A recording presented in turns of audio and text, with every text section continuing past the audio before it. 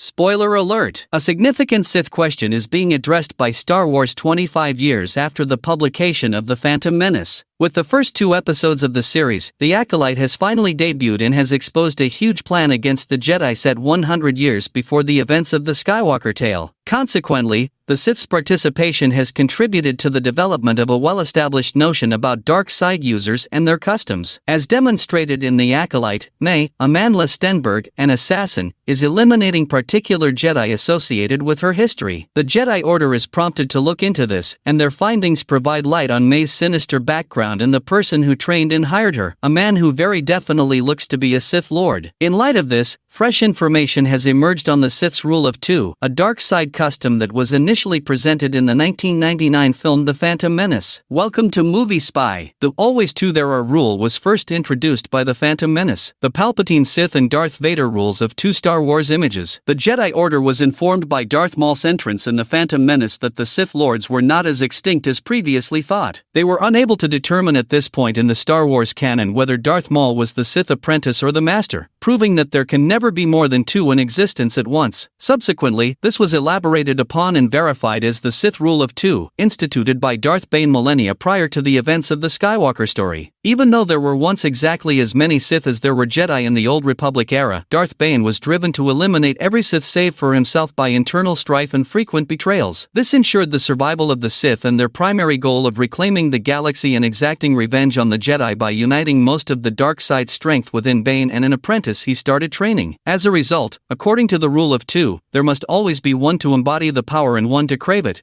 a master and an apprentice. However, how can a novice become a master without endangering the Sith? By enlisting acolytes. It is eventually expected of the apprentice to assassinate the master and ascend to their position while selecting their own apprentice. This suggests that if the apprentice murders the master, there won't be another Sith for a while until they locate a new apprentice, which might be harmful for the Sith Lord's existence in the interim. But now that May and other acolytes have been recruited by an apprentice before going against the master, the acolyte is contributing to the canonical notion that this is the case. Right now, it appears that May is being tested by the disguised Sith Lord that she saw at the conclusion of the Acolyte's first episode. She is supposed to demonstrate her worth by eliminating Jedi without the use of weapons, or maybe with a Jedi's own lightsaber, given the way May keeps grabbing for them. However, given that May killed her first 2 Jedi, Masters Indara and Torbin, using poison and blades, one has to wonder if she has already failed her test to become the apprentice's new Sith Acolyte. Originally featured in Star Wars Legends, Acolytes are now canonically prospective Sith Lord apprentices. Starkiller from the Force unleashed 2 in Darth Vader. In any case, it's important to remember that although the concept of Sith apprentices hiring acolytes is new to the fiction of Star Wars, acolytes of the Sith were partially established in the non-canon legends. There are a number of acolytes in the Old Republic who aspire to be initiated and serve as an official apprentice to a Sith Lord. Similar to this, Starkiller, the main character of The Force Unleashed, was also in some ways seen as an acolyte in Legends because he was Darth Vader's covert apprentice and was meant to aid in the overthrow of Palpatine before the events of the original trilogy. Though Asajj Ventress was known to Palpatine, one could argue that she was Count Dooku's canonical acolyte during the Clone Wars. But when she grew too strong, he did give Dooku the order to kill her because he thought Dooku may use her to topple him. In any case, the Acolyte promises to be an intriguing read as we follow May's path toward the dark side and speculate about the identity of this cloaked Sith apprentice.